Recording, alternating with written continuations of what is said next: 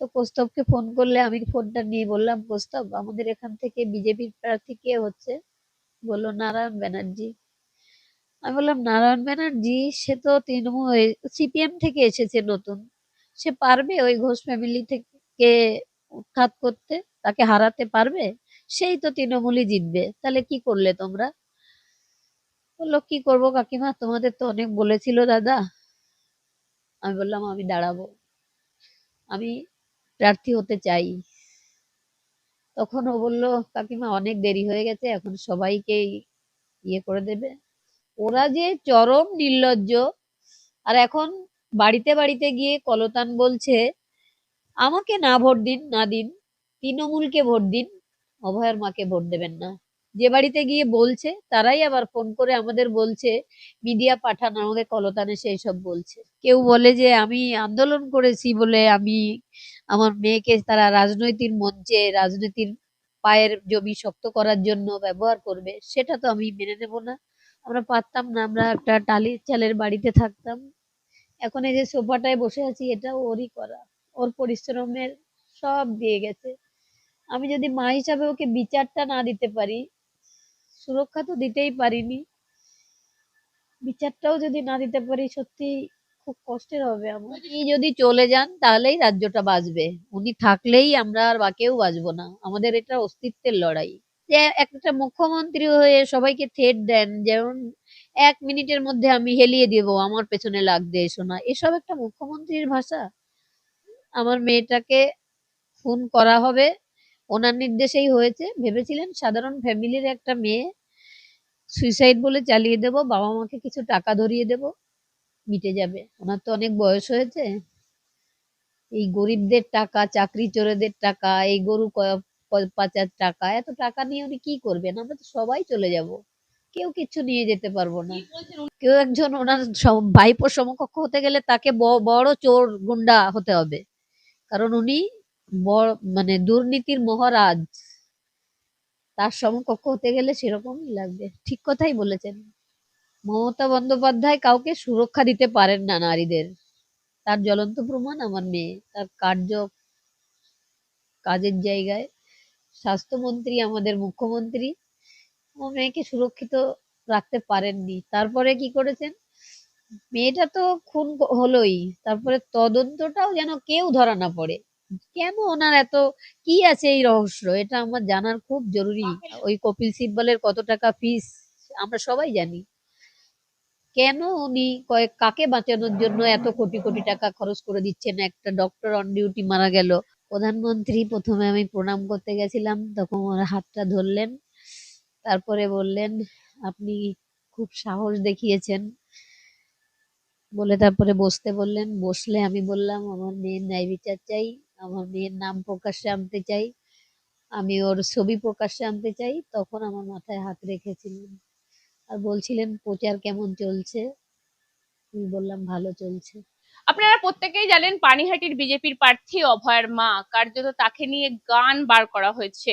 এই মুহূর্তে বলা হচ্ছে যে আপনি কাকিমা আমাদের সাথে বেইমানি করলেন, কারণ কেন আমি দেখতে পাচ্ছি একটা গান বার করা হয়েছে। সেই গানটা নিয়ে মূলত প্রশ্ন আমার, কারণ কেন আপনারা প্রত্যেকেই দেখেছেন যে রাত জাগা থেকে শুরু করে সাধারণ মানুষ কিন্তু প্রতিবাদ করেছে, ছোট বাচ্চারাও কিন্তু বাড়িতে বসে থাকেনি, আমি খোদ আমার ছেলেও কিন্তু প্রতিবাদে নেমেছিল। আমরা কিন্তু কোনো তখন দলও দেখিনি, কিছু দেখিনি, একটা মেয়ের কার্যত আমি বলতে চাই এই মুহূর্তে দাঁড়িয়ে তার উপর অত্যাচার হয়েছে সেজন্যই পথে নেমেছিলাম। কে বিজেপি, কে সিপিএম, কে তৃণমূল সেখানে আমাদের দেখার ছিল না। অনেক সিপিএম এর বাড়ির লোকও কিন্তু তখন পথে নেমেছিল, অনেক তৃণমূলের বাড়ির বৌমারাও পথে নেমে গিয়েছিল।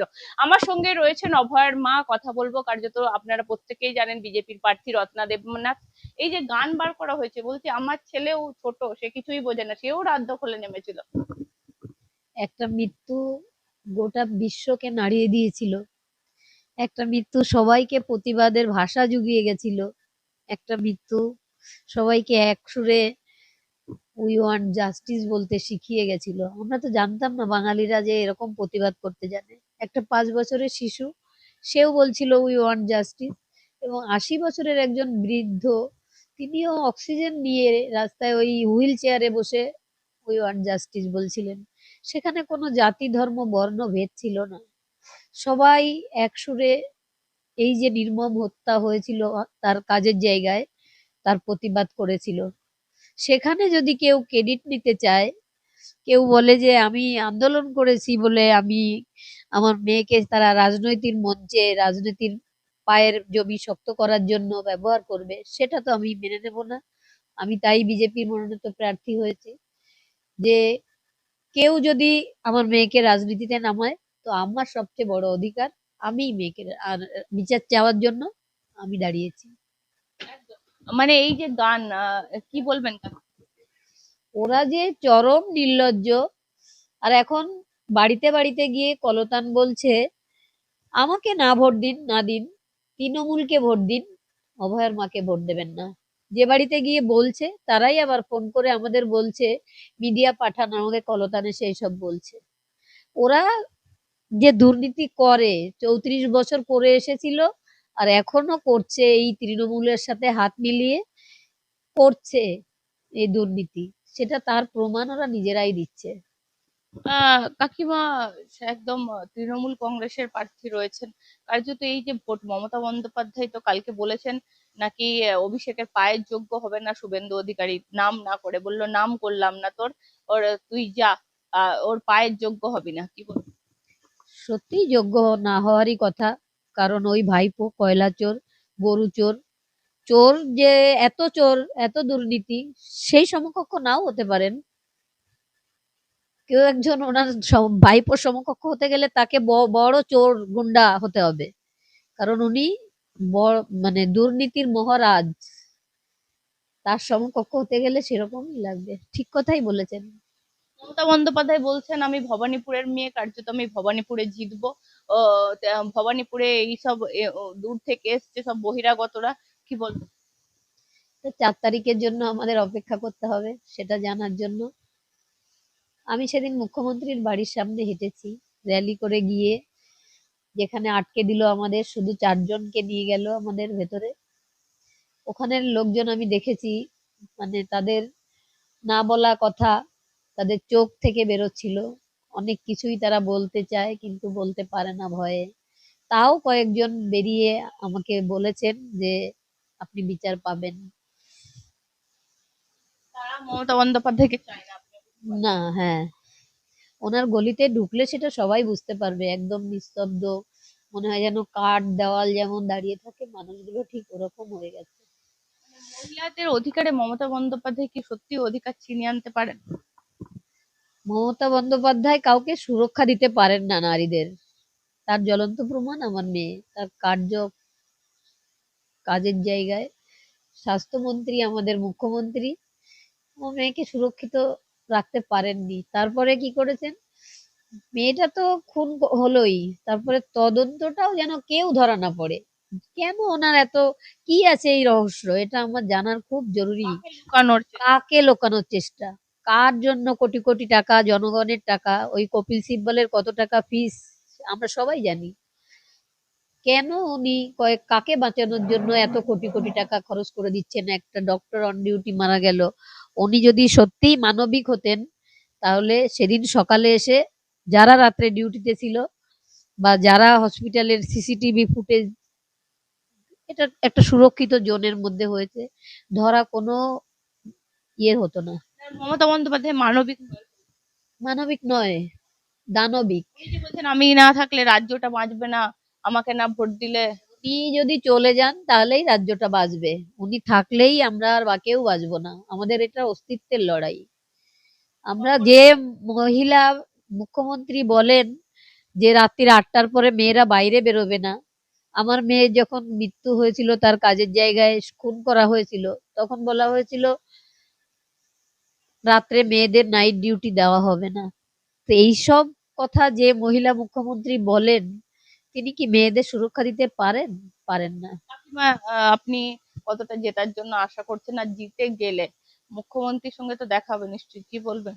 মুখ্যমন্ত্রীকে আমি কিচ্ছু বলবো না। আমি বলবো যে ওনার শুভ বুদ্ধি হোক। ওনার তো অনেক বয়স হয়েছে, এই গরিবদের টাকা, চাকরি চোরেদের টাকা, এই গরু পাচার টাকা, এত টাকা নিয়ে উনি কি করবেন? আমরা তো সবাই চলে যাব।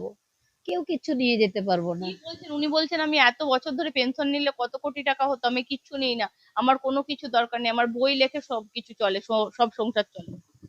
ওনার বইতে যেগুলো লেখেন আর আঁকাও আমরা দেখেছি, সেগুলো কে কেনে আর কারা পড়ে সত্যিই ধারণার বাইরে। ওনার বই পড়তে এখন বাধ্য করা হয়েছে বলে এখন আর ছেলে মেয়েরা শিক্ষাটা পাচ্ছে না, শিক্ষা চলে গেছে বাংলা থেকে ওনার এই বইগুলো আসার জন্য। প্রধানমন্ত্রী আপনার মাথায় হাত রাখলেন, আপনি কাঁদছিলেন, আমরা দেখলাম সেই আবেগের মুহূর্ত। কি বললো প্রধানমন্ত্রী? প্রধানমন্ত্রী প্রথমে আমি প্রণাম করতে গেছিলাম, তখন ওর হাতটা ধরলেন, তারপরে বললেন আপনি খুব সাহস দেখিয়েছেন বলে তারপরে বসতে বললেন। বসলে আমি বললাম আমার মেয়ের ন্যায় বিচার চাই, আমার মেয়ের নাম প্রকাশ্যে আনতে চাই, আমি ওর ছবি প্রকাশ্যে আনতে চাই। তখন আমার মাথায় হাত রেখেছিলেন আর বলছিলেন প্রচার কেমন চলছে। আমি বললাম ভালো চলছে, আর কোনো কথা হয়নি। পানিহাটির এই যে একটা অংশ জুড়ে প্রচার চলছে আপনার বিরুদ্ধে, তো দুটো দলই এই মুহূর্তে আপনি বলছেন নেমে পড়েছে, লড়াই কতটা কঠিন হচ্ছে কাকি? প্রচুর কঠিন, কিন্তু আমি অনেক কঠিন লড়াই পার করে এসেছি মেয়েটাকে নিয়ে। মেয়েটা আমার স্বপ্ন দেখেছিল ভালো ডাক্তার হব, আমরা ওকে সেই এগিয়ে নিয়ে গেছি। আমরা পারতাম না, আমরা একটা টালির চালের বাড়িতে থাকতাম, এখন এই যে সোফাটায় বসে আছি এটা ওরই করা, ওর পরিশ্রমের সব দিয়ে গেছে। আমি যদি মা হিসাবে ওকে বিচারটা না দিতে পারি, সুরক্ষা তো দিতেই পারিনি, বিচারটাও যদি না দিতে পারি সত্যি খুব কষ্টের হবে আমার। ওই যে 4 তারিখ জিতলে আপনি, আপনার মনে হয় বিচার ছিনিয়ে আনতে পারবেন? না, বিচার আদালতে হবে, তবে হয়তো আমার হাতটা একটু শক্ত হলে বিচারটা পেতে সহজ হবে। আপনার বলেছিলেন যে প্রভাবশালী হতে হয় যদি মেয়ের বিচার আমার পেতে হয়। মেয়ের যদি প্রভাবশালী আমরা হতাম, আমার মেয়েকে কেউ শুয়েও দেখতো না, বা এই যে যে এখনকার ডাক্তাররা তাদের মতো যদি হতো আমার মেয়েটা, তাহলেও কেউ ওকে কিছু করতো না। ও পেশেন্টদের ভালোবাসতো, পেশেন্টদের জন্য না খেয়ে থেকে ও ট্রিটমেন্ট করতো। যেদিন ওর ওই ওপিডি ডিউটি থাকতো সেদিন ও বাড়ি থেকে যেটুকু খাবার খেয়ে যেত আর সন্ধ্যাবেলায় গিয়ে খাবার খেত সব পেশেন্টদের দেখে।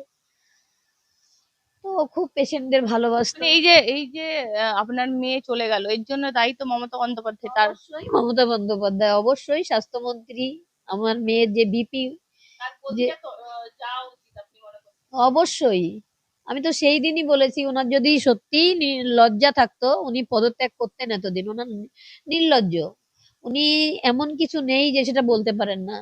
যে একটা মুখ্যমন্ত্রী হয়ে সবাইকে থ্রেট দেন, যেমন 1 মিনিটের মধ্যে আমি হেলিয়ে দেব, আমার পেছনে লাগবে এসো না, এসব একটা মুখ্যমন্ত্রীর ভাষা? আমরা সেই রাজ্যের, আমরা গালাগালিও দেন? হ্যাঁ দেন। মেয়েকে মুখ্যমন্ত্রী উনি মুখ্যমন্ত্রী ভেবেছিলেন আমার মেয়েটাকে খুন করা হবে, ওনার নির্দেশেই হয়েছে। ভেবেছিলেন সাধারণ ফ্যামিলির একটা মেয়ে, সুইসাইড বলে চালিয়ে দেব, বাবা মাকে কিছু টাকা ধরিয়ে দেব, মিটে যাবে।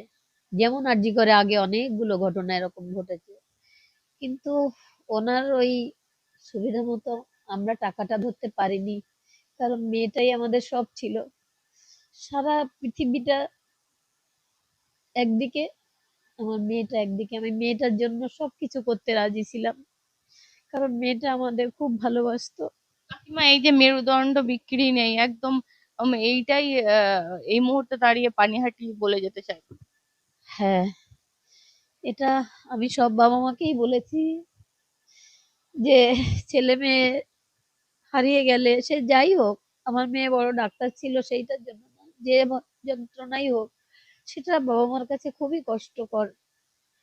এটা আপনারা চুপ করে বসে কটা টাকা হাতে নিয়ে বসে থাকবেন না, রাস্তায় থাকবেন, প্রতিবাদ করবেন, তাহলে হয়তো অপরাধীদের কিছুটা আমরা অপরাধ থেকে বাঁচাতে পারবো, মেয়েদের সুরক্ষা দিতে পারবো। এই যে ঘোলা একটা ঘটনা সেদিন ঘটেছিল, আমি র্যালিতে ছিলাম, তারপরে আমাকে বলল তিমির যে কাকিমা চলে আসুন। তো আমি চলে এলাম, এসে বাড়িটায় ঢুকলাম, তখন আমরা অসহায় 3 মা, সেই বাড়ির যিনি বৌমা তার মা ছিল, আর যে ছেলেটা চলে গেছে তার মা, আর আমি, তিনজনে এক জায়গায় বসে কাঁদছিলাম। আমার এতটাই শরীর খারাপ হয়ে গেছিল, আমার সেদিনের আর কোথাও যেতে পারিনি আমি। বারবার ফোন করছিল আমাকে যাওয়ার। কাকিমা, এই যে এতটা জোর নিয়ে এখনো পর্যন্ত প্রচার করছেন, সামনে 29 তারিখ একদম সামনেই, কিন্তু এই আর মানে কিরকম, কোথা থেকে এত শক্তি পাচ্ছেন? আর অনেক ছবি। আমার মেয়ে আমার শক্তি যোগাচ্ছে ছোটবেলা থেকেই। ও আমাদের অভিভাবক ছিল। যখন আমার মা খুব ছোট ওকে নিয়ে যেতেন, ও খুব সুন্দর সবার সঙ্গে কথা বলতো, সবাই এখন কি ভালোবাসতো। মনে হচ্ছে ও আপনাকে উপর থেকে? একদম, যে আমার ভোটে দাঁড়ানোর যে সিচুয়েশনটা আমি বলেছি আমি ভোটে দাঁড়াবো, এটা ইচ্ছে মনে হয় যেন কোনো ঐশ্বরিক শক্তি না হলে আমি কোনোদিন চাইনি আমি রাজনীতিতে আসবো। অর্জুন সিং এসেছিলেন, অনেকেই আমাকে এসে বলেছেন যে আপনি আসুন। আমি বলেছি না, বিচার আমি এমনিতেই আদালতে পাবো, আমি রাজনীতিতে যেতে পারবো না। তারপরে কিন্তু সেদিন কলতান, লিমা বলে আরেকটা মেয়ে, আরো কয়েকজন, সেই 9 তারিখ ওরা আমার মেয়ের ডেড বডি আটকেছে, নাহলে নাকি আমরা সুইসাইড দেখতাম। তো ওরা এত লেখাপড়া জানা ছেলে মেয়ে এরকম বোকার মতো কথা কি করে বলছে আমি জানি না। ওরা তো আটকাতে পারেইনি। আর তখন যখন ওরা আটকাতে গেছিল তখন পোস্টমর্টম অলরেডি হয়েই গেছিল।